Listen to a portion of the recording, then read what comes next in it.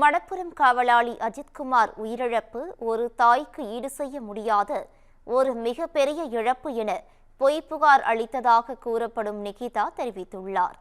மதுரை நீதிமன்றத்தில் ஆஜரான அவர், அஜித்குமார் உயிரிழந்தது எங்களாலும் தாங்க முடியவில்லை என்று தெரிவித்தார்.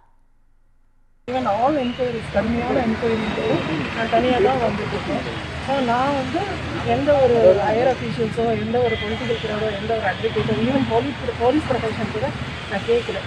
நான் சோஷியலி ஈவன் என்னோடய ஒர்க் பிளேஸில் கூட நான் நிறைய ஒரு சின்ன டைம் கூட நான் கஷ்டப்பட்டு மாற்றி விடலாம் அப்படிங்கிற மாதிரி ஒரு என்னோடய லைஃப், டெய்லி லைஃபு இதுக்கப்புறம் போயிட்டே இருக்குது. ஸோ என்ன நடந்ததுன்னு கூட தெரியாமல் கண்டபடி அந்த மீடியாவில் பேசுனவங்க திட்டினவங்களுக்கெல்லாம் நான் சொல்லியிருக்கேன். இது shows your quality and not my quality.